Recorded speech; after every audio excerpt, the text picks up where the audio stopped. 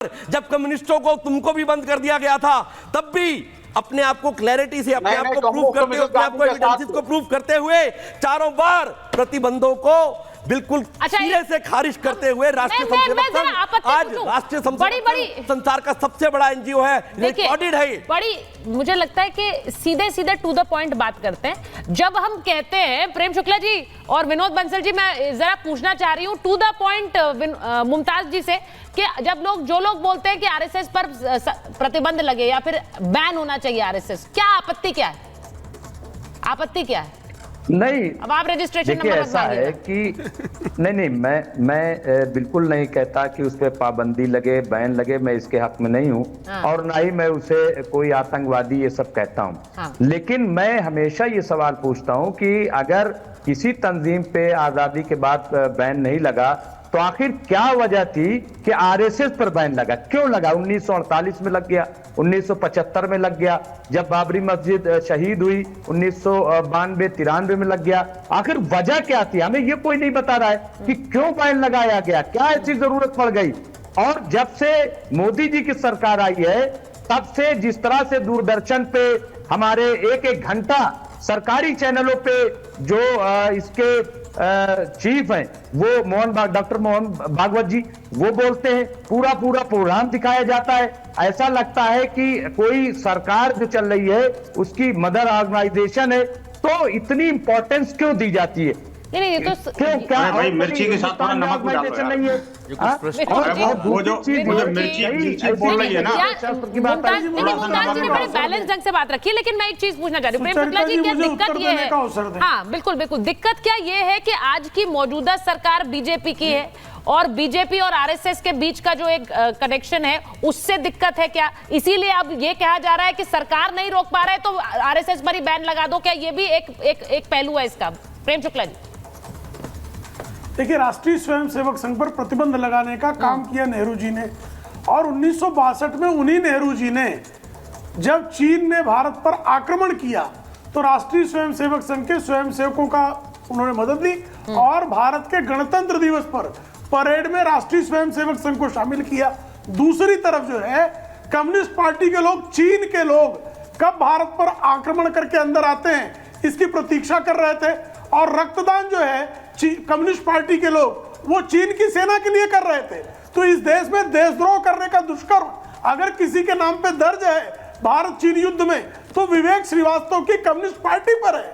और राष्ट्रीय स्वयंसेवक संघ को स्वयं पंडित जवाहरलाल नेहरू, जिन्होंने प्रतिबंधित करने की गलती की थी और जिनके कारण प्रतिबंध हटा भी था, उन्होंने 1962 के गणतंत्र दिवस में राष्ट्रीय स्वयंसेवक संघ को परेड में शामिल होने का निमंत्रण दिया। तो राजनीति में उनका क्या मतलब? क्यों नहीं मिला?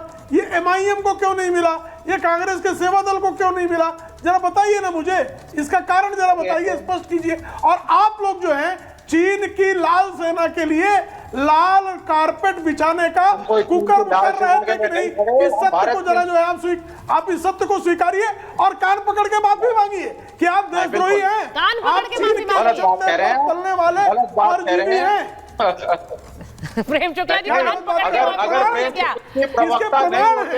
सुनिए, नेहरू जी की बात करी प्रेम शुक्ला जी ने, प्रमाण है विवेक श्रीवास्तव। देखिए नेहरू जी और फिर इंदिरा गांधी की भी बात की जाती है, उन्होंने भी तारीफ की। तो फिर इस समय में, मौजूदा समय में आरएसएस से दिक्कत सबसे ज्यादा क्या इस राजनीतिक है, इसी वजह से क्योंकि बीजेपी सत्ता में है। मैं बार बार ये सवाल पूछ रही हूँ। मैं एक बार दानिश जी के पास चली जाऊँ।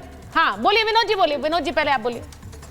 बीएचपी को बैन कर दो, आतंकी संगठन है ये बोलते हैं। कि जब राष्ट्रवादी शक्तियां जागती हैं ना तो आतंकवादी शक्तियां उनके पीछे खड़ी हो जाती हैं, है ना। अब जो जिस तरह से वर्चस्व दिख रहा है संघ का, कि संघ का ही प्रधानमंत्री, संघ का ही गृह मंत्री और संघ का ही जो है ना पूरा कैबिनेट और संघ ही जो है ना वो विश्व के अंदर चर्चा का विषय है, संघ का ही राष्ट्रपति बन जाता है और संघ ही जिसको चाहता है उसको वो बना देता है। तो आखिरकार ये सब मिर्ची लगना तो स्वाभाविक है ना जी, कोई नई बात नहीं है। और ये रजिस्ट्रेशन मांगने वाले कौन से लोग हैं पता है? ये वही लोग हैं जो भारत का विभाजन करने के लिए जिनके कुनबे लग गए थे और जिन्होंने डायरेक्ट एक्शन की धमकी दी थी और जो लोग डायरेक्ट एक्शन के साथ खड़े हो गए थे। बंगाल में क्या हुआ था, हमने मल्लापुरम में क्या देखा था, ये कोई किसी से छुपा हुआ थोड़ी था। और स्वतंत्र भारत में भी तब से लेकर के आज तक आतंकवादी हमले कौन करवा रहे थे? उनको खाद पानी और प्रशिक्षण देने का काम कौन कर रहा था? तो किसी से छुपा हुआ था क्या?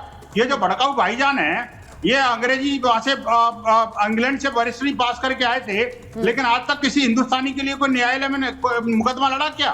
इन्होंने कभी यहाँ पर जो टीवी चैनल पे चिल्लाते हैं, डिग्री ओरिजिनल है और दिखा चुके हैं वो। बिल्कुल डिग्री दिखा चुके हैं, और आपको देखनी हो तो मेरे साथ चलना, मैं दारुसलाम ले चलूंगा। अंग्रेजी डिग्री उनकी कंफर्म है, इसमें दो राय नहीं है। अब आगे सुनिए, अच्छा जवाब सुन लीजिए। सबसे पहले एक मिनट जवाब आप दानिश साहब जवाब देंगे, मैं उससे पहले एक क्वेश्चन ऐड कर रही हूँ। एक मिनट मेरी बात को सुनकर के बिल्कुल आ गई। आप देखिए सुचरिता जी, मेरी बात को पूरी नहीं होने दिया। अच्छा ठीक है, कंप्लीट कर लीजिए भाई। मुझे देखिए सुचरिता जी, मुझे डर इस बात का है कि आपने जिस नए स्टूडियो को इनको दिखा दिया, कल को ऐसा ना हो कि वो वक्फ बोर्ड का नोटिस आ जाए। ठीक कह रहे हैं मुझे आप जरा उनको बोल दीजिए, अपने ग्रुप हेड को, कि भैया ये ऐसे लोगों को मत बुलाना अगली बार, पता नहीं कब भेज देंगे। और एक बात बता दूं आपको, देखिए जो अभी जो विवेकहीन व्यक्ति था, कोई सॉरी मैं विवेक जिनका नाम था, देख रही हैं वो उन्होंने जो ना, इन्होंने इतना सारा बोला। अच्छा मैंने आप भी बोलेंगे भाई, ऐसा नहीं है। मैंने डिग्री पूछ ली तो आपका स्टूडियो ने तो दांव पे लगा दिया, आप समझिए। अच्छा आप सुनिए, अरे आप साहब सुन लीजिए, बस अब सुन लीजिए। एक सवाल सुनिए दानिश जी, ये भी बहुत से लोगों को लग रहा है कि क्योंकि इस समय वक्फ के खिलाफ बहुत से सवाल उठ रहे हैं, एक संशोधन बिल लाया जा रहा है, इसीलिए वक्फ के समर्थन में ये क्यूआर कोड चल रहा है, उसको काउंटर करने के लिए, कि वक्फ संशोधन बिल लाए, काउंटर करने के लिए आरएसएस पर सवाल उठाना स्टार्ट। नहीं ऐसा नहीं है। देखो सुचरिता जी, मैं आपको बताऊं, सबसे पहली बात तो भारतीय जनता पार्टी के प्रवक्ता जो कह रहे हैं कि 1962 में परेड गए, ये बात बिल्कुल गलत है। अगर डॉक्यूमेंटेशन इनके पास है तो लाके दिखा दे। जो फेक है वो फेक है। सरकारी दस्तावेज अगर किसी के पास है तो दिखा दे। अब आगे सुन लीजिए, अब आगे सुनिए, उनियाल साहब सुन लीजिए, सुनिए मैं बताऊं आपको। दूसरे नंबर की बात कि ये कह रहे हैं कि देश का प्रधानमंत्री वो बनाते हैं, देश का राष्ट्रपति वो बनाते हैं, मेंबर ऑफ पार्लियामेंट, लेकिन संघ अपने आप में, ये जो दोहरे मापदंड है ना, एक तरफ भारतीय जनता पार्टी और दूसरी उसकी तमाम भगिनी संस्थाएं, संघ अपने आप में क्या कहता है? हम तो राजनीति से अलग हैं, हमारा भाजपा से कोई लेना नहीं है, हमारा भाजपा से कोई लेना देना नहीं है। क्या मैं ये गलत कह रहा हूं? अगर ये गलत कह रहा हूं तो आप बता दीजिए। तो दिक्कत यह है कि आप खुद तय नहीं कर पा रहे कि आप चाहते क्या हैं। आप जो देश में जिस तरह का माहौल बनाने की कोशिश कर रहे हैं, भारतीय जनता पार्टी और उसकी तमाम भगिनी संस्थाएं, उन लोगों को एक बात समझ लेने की जरूरत है कि वक्फ क्या है। सुनिए, वक्फ ये है, और जो ये बात कहते हैं कि हर साल उसमें इजाफा होता है, तो शायद आपके पास जानकारी का अभाव है। आप समझ लीजिए, भारतीय जनता पार्टी के और वीएचपी के तमाम लोग इन चीजों को समझ लें कि हर साल लाखों और करोड़ों रुपया दान मुसलमान रमजान में करता है। शायद सुचरिता आप भी इसकी जानकारी आपके पास फिर वही बात है, कोई वक्फ की जमीन हड़पने की कोशिश नहीं कर रहा है। ये जो जानकारी आप दे रहे हैं, ये आप गलत जानकारी दे रहे हैं।